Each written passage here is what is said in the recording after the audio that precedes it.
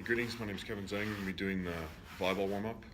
What we're going to first start with is some foam rolling, some self-myofascial release techniques. We're going to start generally with the thoracic spine, working down to the lumbar spine, and then we'll go ahead and attack the quadriceps, the hamstrings, some calf movement, and then we can do some upper body as the athlete needs that attention. Okay, so starting with the thoracic spine. So there's one or two ways we can do this. The athlete feels like they need to get some mobilization through the thoracic spine. We can go ahead and hold position. I keep my hips down, try and relax around the foam roller. And then go ahead and get some movement out of there. Try to break up any of the adhesions in the muscle, create blood flow. Upper back, as volleyball players, obviously they're using their upper body. We want to start getting blood flow to the posterior shoulders, traps, delts, and then any of the stabilizer muscles. Then we're going to work down to the lumbar. And again, we can start with some immobilization. Try to kind of fold around the foam roller, create some heat in that area, attack the erector spinae, and then high up on the glutes, kind of start warming these muscles up.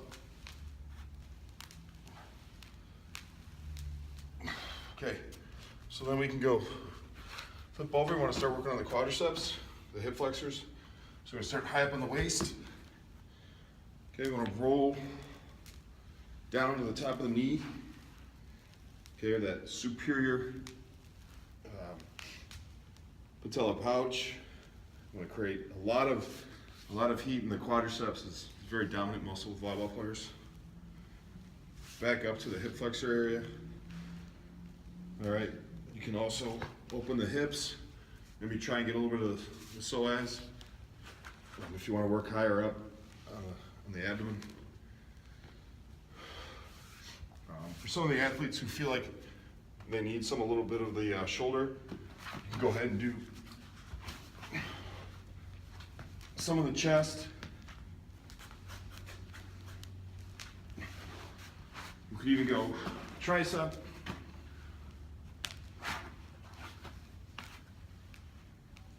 Into the delt.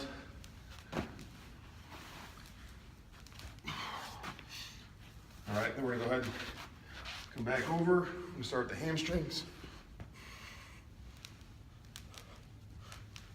So again, we can go all the way up the glutes and come all the way down to the back of the knees. And then finally, we want to attack the calves and especially the Achilles. As volleyball players do a lot of jumping, a lot of quick movement, so we want to make sure that this area is also warm up.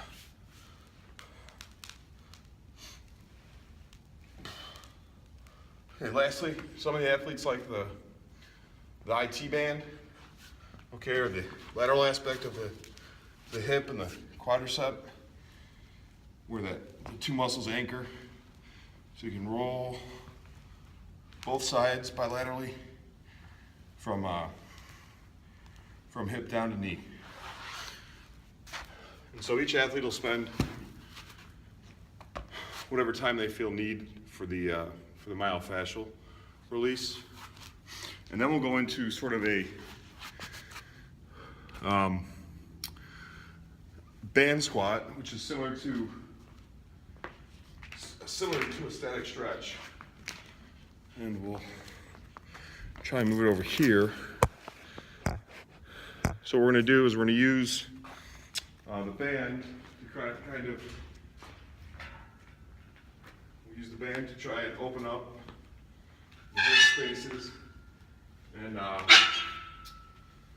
create some blood flow in there. So what we want to do is go ahead and just some easy squats into this position.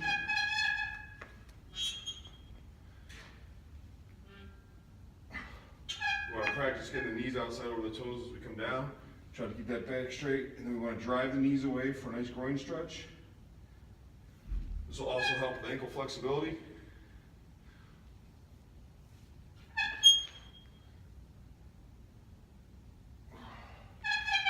Again, the athlete can spend whatever time they wish on that aspect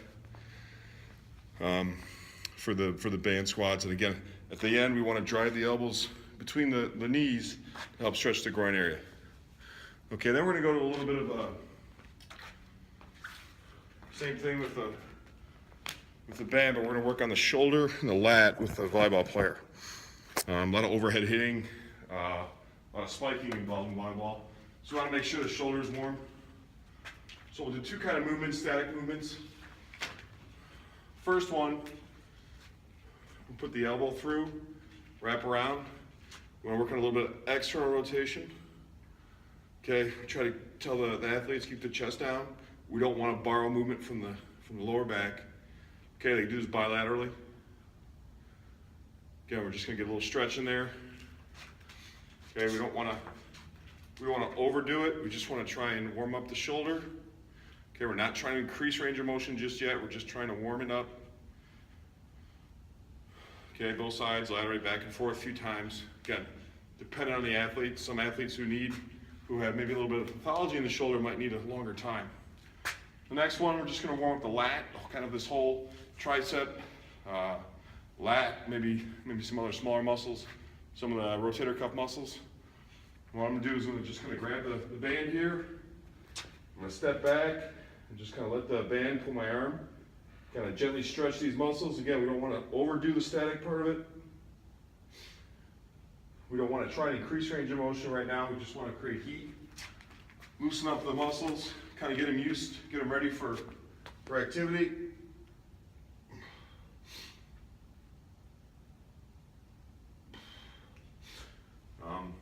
We can get a little bit of a little rotation in this to help loosen up more of the athlete in the midsection.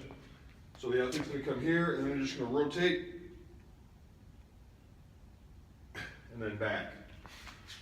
So that's about all the static movement we want to do for the volleyball player. The next thing we're going to do is we usually have them warm up with the shoulders. Now you can do this one or two ways, depending on the availability. We can do a dislocation with the PVC pipe. Okay, we want to come back and forth, get those shoulders ready to go. Back and forth, a nice warming the shoulders up. Okay, if an athlete has a real problem, we can use a band dislocate. Okay, the band's a little bit forgiving. Also, you get a little better kind of stretch. The band will kind of pull apart as you go over and back. Okay, again, that's going to warm up the shoulders, open up the chest.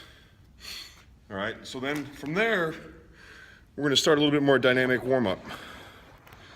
Okay, the next thing we're going to do is just a walking high knee. Okay, so again, I'm just going to walk, high knee, walk, high knee, and as I do this, I want to come up my tippy toe. I want to start warming the calf muscles up at the same time, a little bit of multi-joint movement. So knee, ankle extension, hip, knee, ankle extension, hip, knee, ankle extension. And usually do that for the width of the volleyball court. Next one is side steps.